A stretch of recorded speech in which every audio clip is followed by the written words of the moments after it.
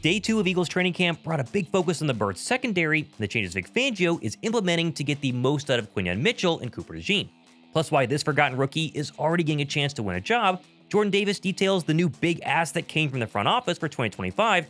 Jalen Hurts was so sharp today that his teammates are already very impressed. Thomas Mott, this is the Thomas Mott Show.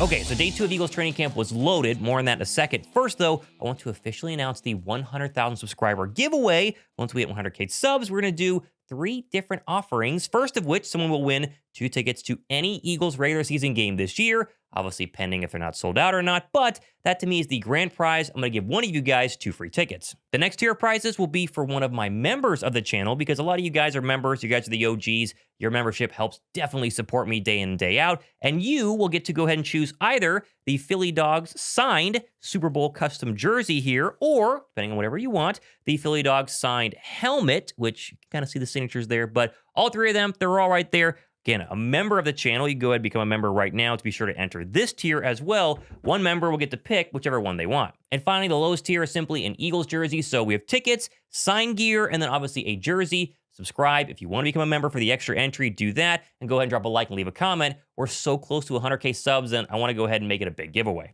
Now, in order to actually recap day 2 of practice, you must first go back to the end of day 1. Where the last Eagle left on the practice field was actually Jalen Hurts, spotted here walking around literally hours after practice has ended. Now, I know some of us kind of get tired of Jalen Hurts being all business and wondering if he ever has any fun. I think the fact he's this locked in literally hours into the 2025 season should be a very scary sight for the rest of the NFL. Flying over to day 2, and the news really begins 120 miles north to the Jets facility, where quarterback Justin Fields was carted off the field due to a toe issue, which reportedly is not that severe right now. We're still waiting as of filming this video, but that sent Eagles Twitter into a fury. A bunch of people DM me saying, you've got to go ahead and trade backup quarterback Tanner McKee to the Jets. Which, let me just say quickly here, Justin Fields, he's going to be fine, but if there were to be a serious quarterback injury outside of Philadelphia anytime in the next couple of weeks, I don't really want to trade Tanner McKee. A, you're not going to get much for him. No one's going to send you a first-round draft pick for Tanner McKee. And B, I think he's progressed a lot and is a serious backup quarterback in the NFL. Heaven forbid something were to happen to Jalen Hurts. Knock on wood, say a prayer it never happens. But if Hurts were to miss some games, I'd rather have McKee there than rookie Kyle McCord or, Dorian Thompson-Robinson, who remains a massive question mark. Now back at the NovaCare complex, and the Eagles' lone injury concern continues to be Jalen Carter, who once again was without a helmet and was a non-participant in practice today due to a shoulder injury. And while there's been no indication that this is serious, I bet if there was a game tomorrow, he'd probably be just fine. It is crazy. We have no real detail on where this happened, how it happened. We simply have to wait every day now and go, did Jalen Carter practice today? Yes or no? Again, nothing serious here, but definitely one to keep an eye on. Now, today was the day where Jalen Carter's defensive coordinator, Vic Fangio, spoke to the media before practice, and he shed a lot of light on the key changes happening on the Bird Junk defense. Starting, of course, with his thoughts on Cooper DeJean, not just getting reps at safety like he did today and yesterday, but outside cornerback as well. I mean, the primary motive is, we'd like to have him be part of our base package. And I do believe he can play safety. It's new for him. So we're going to give him some work there. Then you'll see days in the base where will play some corner. So it's going to be an evolution, and a lot of it will depend upon how well we do at those positions with the other guys. So, we'll make the best decision for the team based upon, so it's not only how he's doing, it's going to be determined by how everybody's doing at safety and corner. I love Vic Fangio because he's so darn honest. He's telling you exactly his mindset with Cooper DeJean. They want him on the football field really as much as possible, whether that's safety, outside cornerback, nickel cornerback, or all of the above. It's going to really matter as to who wins the actual safety job, who wins the actual outside cornerback job, but it's very, very clear they're about to ask a ton from Cooper DeJean, and at least Vic seems to think he's ready for it. Also, I want to give a massive shout out to the sponsor of today's video, Bark. Bark is the leading dog-first company delivering monthly themed boxes filled with high-quality toys, treats, and experiences your pups will love. And each box is designed in-house and built around a fun monthly theme. Our Golden's got the Knights of Narmore box, which comes in 2 options. You can get the classic Bark box with soft plush toys, or the Super Chewer version with extra durable toys your dog will not be able to destroy. Trust me, Blue tried. I mean, this is literally what Blue does every single night now. He walks over to his little toy bin in our living room, sifts through all his old toys, picks out the BarkBox toys, and then squeaks them, chews them, plays with his sister Ember. They absolutely love these things. And of course, once our dogs realized there were also treats inside their BarkBox, it was game over. Let's just say these are golden retriever approved. And my wife and I love the fact that all of BarkBox's treats are made in either USA or Canada and come with 0 wheat, corn, or soy. Just the good stuff, even though the dogs don't notice, but we do. Nice touch. And right now, BarkBox has an exclusive offer where you get a 3rd toy free in every single BarkBox for a year. So now that's 3 toys and 2 bags of treats every single month for a year. So just scan the QR code somewhere over here on your screen or go down below, check the link in my description box. My dogs love BarkBox. Give yours a try. I think they're going to love it too. Also ready for some changes, clearly, is Quinyon Mitchell, who was spotted today at practice on both sides of the defense instead of his usual simple 2024 right cornerback spot. Vic Fangio confirmed that's for a very, very good reason. Well, if we ever get to the point where we want to match him on his particular receiver, he's got to know how to play both sides. If we want to play him at left or versus right, so we'll figure that out on a weekly basis. Do you view the two as different? There's a thought, I guess, that the left corner gets a little bit more action because it's the right-handed quarterback. Is that true? Yeah, that's kind of proven to not be true over the years. When it comes to cornerbacks traveling with a receiver, do you have any kind of philosophy on when you want to do that? Yeah, when it's warranted, and when there's 2 factors. 1, is there a guy worth doing on the other team worth doing it? And 2, can your guys do it? Because there's a lot involved with doing it defensively.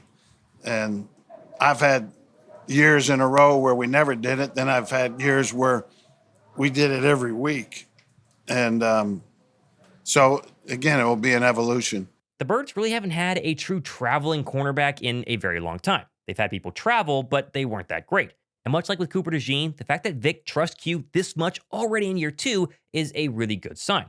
They clearly think Mitchell has the ability to be a shutdown corner and are already starting the upgrade process early on in his career. Which means, by the way, guys like Terry McLaurin are not going to be able to hide from Quinyon Mitchell like they tried to do during the 3rd game they played in 2024. By the way, Quinyon Mitchell was asked straight up today during his post-practice presser, what about traveling? How do you feel? Can you do it? And Q gave the most Quinyon Mitchell-esque answer we've heard. Man, it's been good. Just working both sides since OTAs.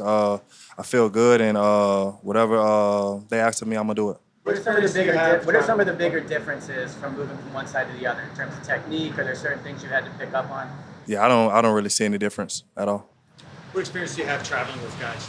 I did a little bit in college, but that was pretty much it. Staying with corner, and as predicted, the starting cornerback opposite of Q today was actually veteran Adoree Jackson, following Keely Ringo getting that starting spot yesterday during day 1. And I've said this multiple times, but one last time for the people in the back, they are going to rotate their starters day in and day out. Yesterday at safety, Sidney Brown and then Drew Makuba. Yesterday was Keely Ringo and then Adoree Jackson. Today, opposite. Makuba went first, and then they brought in Sidney Brown. Same for the outside cornerback job with Adoree Jackson first, and then Keely Ringo. We got to wait a couple of weeks, maybe even a couple more practices to actually see who's leading in those battles. Right now, they're giving everybody equal opportunities, so really remains to be seen. One final corner we definitely have to keep our eye on, though, is rookie 5th-round pick McWilliams, who a lot of people forgot about was kind of a big deal during the April draft, and Philadelphia secretly really likes him. And today, he actually got a couple of reps with the starters on the outside after being the 3rd and 2nd team nickel, at least throughout OTAs. And Vic Fangio was asked about Mac and, again, said he needs reps but has a ton of potential and a massive opportunity ahead of him.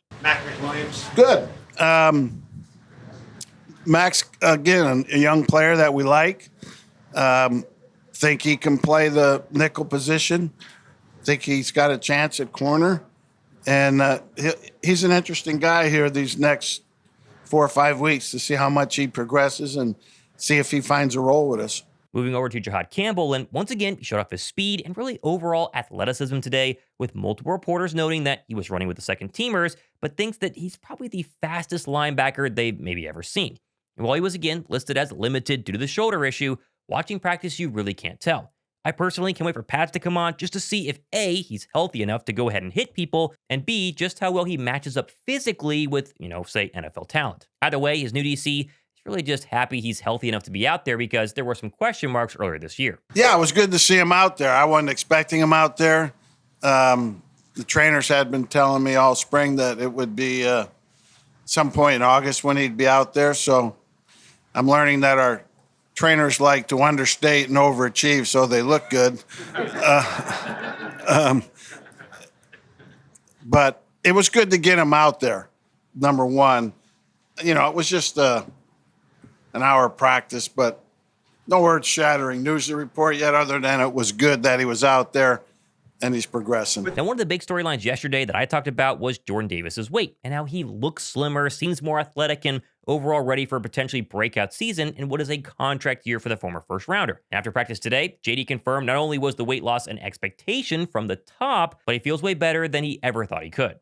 I'll say living better, more energy, greater focus, conditioning wise on the field. I feel like, it takes me longer to really get tired or to really like feel that, that sun and everything. But, it's just kind of getting back into the swing of things, and then also just adapting to my new body at this new weight and, just kind of feeling it out on the field and stuff like that. And that's not saying that like everything is completely different. I'm still the same Jordan Davis. I'm still going to be that anchor. I'm still going to be that same player.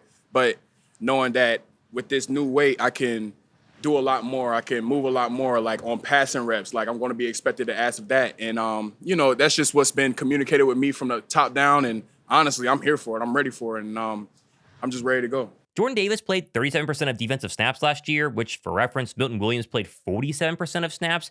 It sounds like more snaps is obviously the plan, as John Clark said today on Twitter that JD told him privately, quote, he has never had this many reps in the first few days of training camp with the Eagles. He said he was specifically told they wanted to play more this season with Milton Williams gone. Jordan does not want to come off the field. He says he wants to be there for his team on second and long and third downs. He thinks losing 26 pounds will help with both the pass rush and stopping the run. Moving on to a couple of the highlight plays during practice today. Pretty short overall, 88 minutes long. Moro Ojomo got a little nod for being in the backfield seemingly all day and caught the eye of a bunch of reporters. And while Moro Ojomo is a defensive lineman, he's not wearing pads right now, so I can't get too excited about how he looks day 2 of training camp. It is nice to hear that all the offseason hype, led by myself, Josh Davis, other people, is at least true so far very early on for Moro in training camp. Likewise, I got asked a lot yesterday for an update on Avery Williams, the do-it-all Swiss Army knife kick returner. He didn't return kicks day 1, which had a lot of people kind of scratching their heads, but as you see here, he was out there with the returners today. No word how explosive or good he was, but we do have video proof he's alive and well and working with the kick returners earlier in camp. Finally, Jalen Hurts, stop me if you heard this before, was sharp once again, only letting the ball hit the ground twice, so 2 incompletions, and a couple of really impressive plays. One ball fit into an extremely tight window to Dallas Goedert, and then having also a rollout sideline pass to Devontae Smith that impressed everybody in attendance. And this is probably going to be par for the course for the next month, hopefully the next 6 months, but especially during training camp, is that Jalen Hurts not going to throw a lot of interceptions and not going to throw a lot of incompletions. And part of that is obviously Jalen Hurts' progression as a quarterback. He's been in the National Football League now, a full-time starter heading into year 5. But as Dallas Goedert said post-practice, a lot of it has to do with the comfortability with the rest of the guys in the offense. It's basically the same team from 2024, but also new offensive coordinator Kevin Patullo mixing in some new schemes that seem to be pretty good for QB1. I've been really enjoying Kevin. He leads the room really well when he gets in front of it. And then, he's had the benefit of sitting behind 3 different offensive coordinators over the last 4 whatever years it's been, and being able to see what works,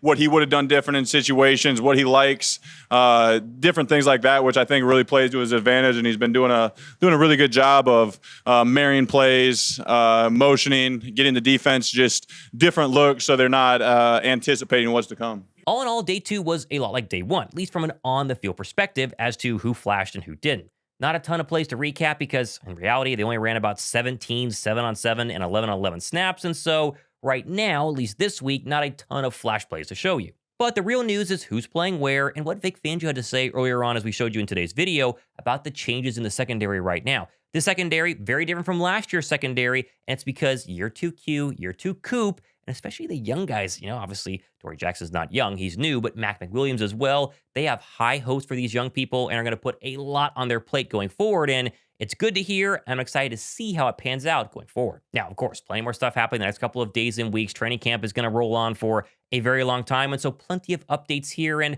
as I said at the start of the show, we're approaching 100,000 subs. I never thought that was possible whenever I started this channel, and the fact we're so close is very exciting. And I want to, I don't have the words reward you guys, but more like say thank you to people who are subscribing. I know only 3 people can win here, and there are a lot of people that comment and drop likes, but I hope some of you guys get really excited about this giveaway and either win the tickets or, win the jersey, or obviously go ahead and just win a jersey in general. Trying to give away as much as possible. And this is not going to be the last stuff I give away either. It's going to ramp up even more during the season. So if you subscribe and don't win the 100K sub giveaway, being a subscriber enters you in for a ton more stuff. So just hit the red subscribe button. I'm Thomas Mott. This has been Thomas Mott Show.